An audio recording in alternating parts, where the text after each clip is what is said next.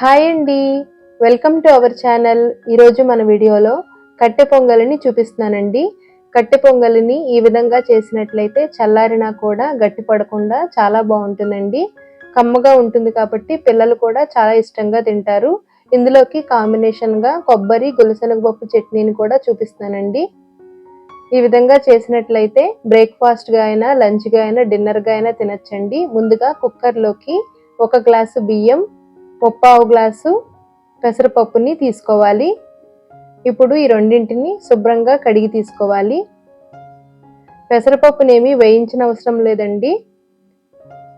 ఈ విధంగా కడిగిన తర్వాత 1 గ్లాసు బియ్యానికి 6 గ్లాసుల వాటర్ వేసుకుని, 1/2 స్పూను పసుపు, రుచికి తగినంత సాల్ట్ వేసుకుని ఒకసారి బాగా కలిసేలాగా కలుపుకోవాలి. సాల్ట్ అన్నం ఉడికేటప్పుడే వేస్తే బాగా కలుస్తుందండి. ఇప్పుడు కుక్కర్ మూత పెట్టుకుని మెత్తగా ఉడికించుకోవాలి. ఈ విధంగా ఉడికించుకుంటే సరిపోతుందండి. ఇప్పుడు కుక్కర్ మీద మూత పెట్టుకుని పోపు చూద్దాము. పోపు కోసం ప్యాన్లోకి 2 స్పూన్ల నెయ్యి వేసుకోవాలి. నూనె కంటే నెయ్యి వేసుకుంటే కట్టె పొంగలి టేస్ట్ చాలా బాగుంటుందండి. నెయ్యి కరిగి వేడైన తర్వాత 2 స్పూన్ల జీడిపప్పు, 1/2 స్పూను జీలకర్ర, 1/2 స్పూను మిరియాలు, 1/2 స్పూను అల్లం తరుగు, కారానికి తగినన్ని పచ్చిమిర్చిని కట్ చేసుకుని వేసుకోవాలి. 2 రెమ్మల కరివేపాకు, 1/2 స్పూను ఇంగు పొడిని వేసుకుని వీటినన్నింటినీ బాగా ఫ్రై చేసుకుని కట్టె పొంగలిలో వేసుకోవాలి. ఇందులోకి ఎండుమిర్చి వేయనవసరం లేదండి. పచ్చిమిర్చి, అల్లం, మిరియాల ఘాటు చాలా బాగుంటుంది ఈ కట్టె పొంగలికి. అంతే, ఎంతో సింపుల్గా కట్టె పొంగలి రెడీ అయింది. ఎక్కువగా కట్టె పొంగలిని దసరాల్లో చేస్తూ ఉంటారండి. ఉదయాన్నే ఈ టిఫిన్ని చాలా ఈజీగా ప్రిపేర్ చేయొచ్చు. ఇందులోకి కాంబినేషన్గా కొబ్బరి గులసెనగపప్పు చట్నీని ఎలా తయారు చేయాలో చూద్దాము.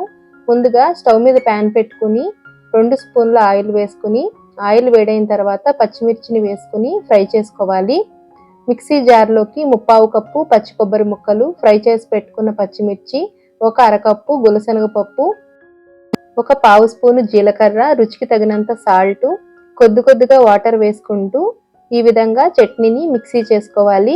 ఇప్పుడు ఇందులోకి కొత్తిమీరని శుభ్రంగా కడిగి చిన్న ముక్కలుగా తుంచి వేసుకోవాలి. కొత్తిమీరని ఇలా చివరగా వేయడం వలన సగం సగం నలిగి చట్నీ టేస్ట్ కొత్తిమీర ఫ్లేవర్ తోటి చాలా బాగుంటుందండి. ఇప్పుడు ఈ విధంగా మిక్సీ చేసుకున్న చట్నీకి పోపుని చూద్దాము. ఇలా మిక్సీ చేసుకున్న చట్నీని ఒక బౌల్లోకి తీసుకోవాలి. ఈ చట్నీ టిఫిన్స్లోకి చాలా బాగుంటుందండి. ఇన్స్టెంట్గా ఈజీగా ప్రిపేర్ చేసుకోవచ్చు. పచ్చడికి పోపు కోసం ప్యాన్లోకి ఆయిల్ వేసుకుని మినప్పప్పు, ఆవాలు, జీలకర్ర, ఎండుమిర్చి, కరివేపాకు, ఇంగుతోటి పోపు పెట్టుకుంటే పచ్చడి టేస్ట్ సూపర్గా ఉంటుందండి. కట్టె పొంగల్లోకి ఈ చట్నీ రుచి చాలా బాగుంటుంది. చల్లారిన తర్వాత కట్టె పొంగల్ని చూపిస్తున్నానండి. చల్లారినా కూడా ఇదే విధంగా గట్టి పడకుండా ఉంటుంది. ఇందులోకి ఈ చట్నీ కాంబినేషన్ చాలా బాగుంటుందండి. హోటల్స్లో సర్వ్ చేస్తూ ఉంటారు కదండి, సేమ్ అదే టేస్ట్గా ఉంటుంది. చూసారు కదా ఎంతో సింపుల్గా కట్టె పొంగలి, అందులోకి కాంబినేషన్గా చట్నీని ఏ విధంగా ప్రిపేర్ చేశామో. మీరు కూడా ట్రై చేసి ఎలా వచ్చిందో కామెంట్ చేయండి. మన ఛానల్లో లంచ్ బాక్స్ రెసిపీస్, ఇంకా ప్రసాదాల రెసిపీస్ చాలా ఉన్నాయండి. కార్తీక మాసంలో ఉల్లి వెల్లుల్లి వాడకుండా చేసిన పదార్థాలు కూడా ఉన్నాయి. ఇంట్రెస్ట్ ఉన్న వాళ్ళు తప్పకుండా చెక్ చేయండి. ఎండ్ స్క్రీన్లో కానీ ఐకార్డ్స్లో కానీ లింక్ ఇస్తాను. ఈ వీడియో నచ్చితే లైక్ చేసి మీ ఫ్రెండ్స్ అండ్ ఫ్యామిలీ మెంబర్స్కి షేర్ చేయండి. మరిన్ని వీడియోలని చూడాలనుకుంటే ఛానల్ని తప్పకుండా సబ్స్క్రైబ్ చేసుకోండి. Thanks for watching.